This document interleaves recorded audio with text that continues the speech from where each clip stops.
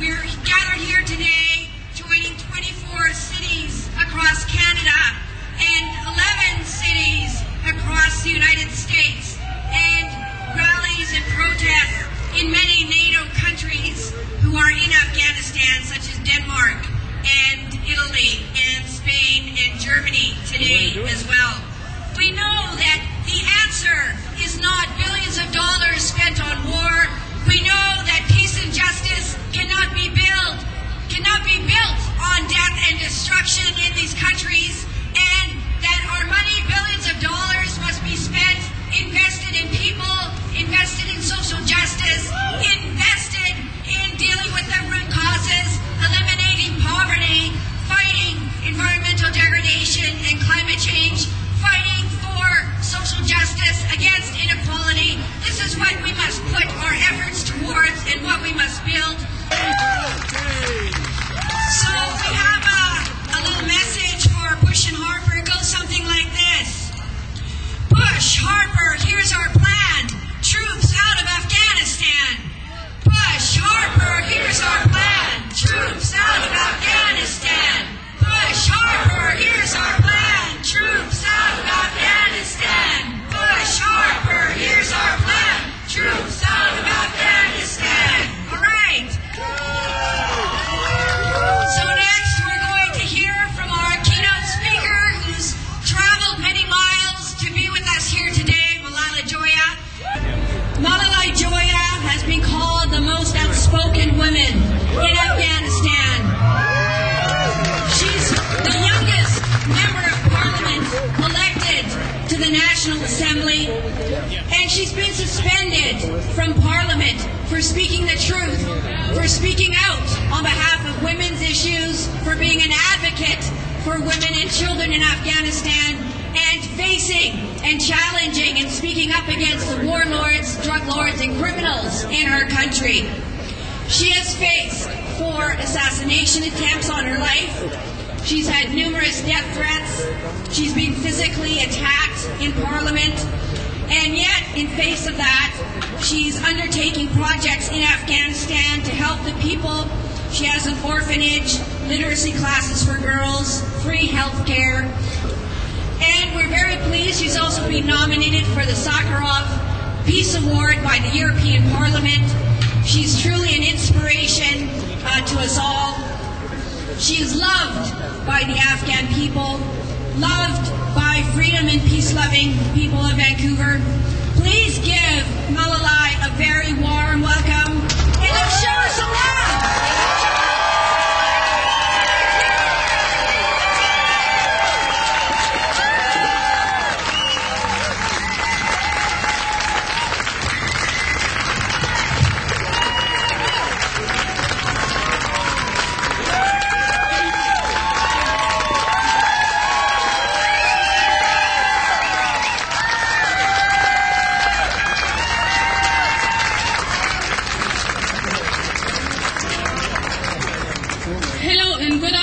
Everyone, in the name of democracy and peace, dear friends, first of all, I extend my deep regards and thanks to Peace Labour Against War and StopWar.ca, organizations and all other supporters who invited me here to inform you about the ongoing tragedy in my crying Afghanistan, and also to talk about the realities of the so-called war on terror. 6 years ago, US and its allies attacked Afghanistan under the name of liberating Afghanistan and Afghan women. But unfortunately, they pushed us from the frying pan to the fire, because they replaced, instead of Taliban, the North Alliance killers, who are brother and creed of Taliban, and they are mentally same, but physically they has been changed. These North Alliance fundamentalists, when they were in power from 92 to 96, they killed only 65,000 innocent people alone in Kabul. And they did many violences against women's rights and human rights in our country. But unfortunately, after 9/11 tragedy, these fundamentalist North Alliance, who are brother and creed of Taliban, with the mask of democracy and wearing suit and tie, they come in power. But they do not believe it. We remember weeks after the overthrow of the Taliban regime, Laura Bush stated proudly, because of our recent military gains in much of Afghanistan, women are no longer imprisoned in their homes. The fight against terrorism is also a fight for the rights and dignity of women. And also, only 2 days ago, Donald Rumsfeld stated in an interview, in Afghanistan, 28 million people are free. They have their own president, they have their own parliament, improved a lot on the streets. Do you believe on these lies?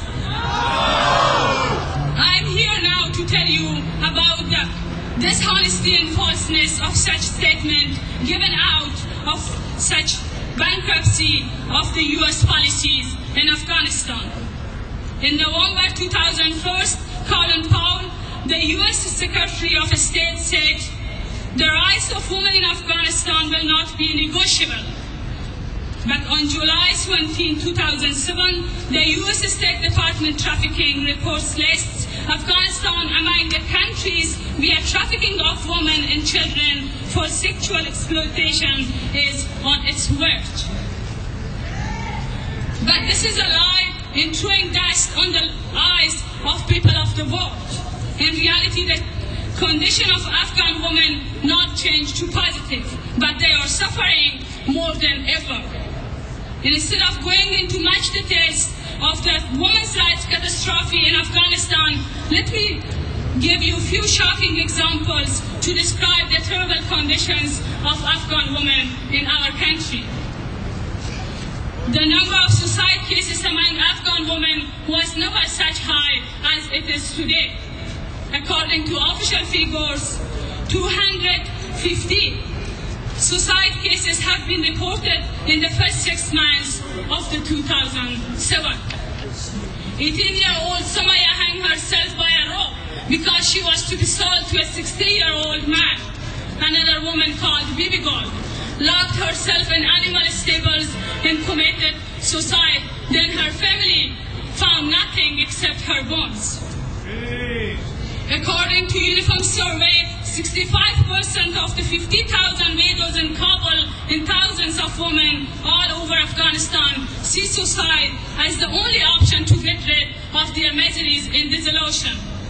Over 95% Afghan women suffer from depression. Every 28 minutes, a woman dies in Afghanistan during childbirth. The life expectancy for Afghan women is only 45 years. Survey says that 80% marriages are forced.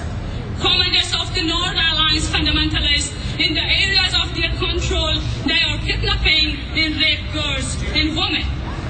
According to Oxfam survey, just 1 in 5 girls in primary age and also 1 in 20 in secondary school are enrolled. 200,000 children in the areas under the control of the Taliban are completely deprived of education. Prominent anti-warlord women who dare to work outside of their houses are threatened and killed.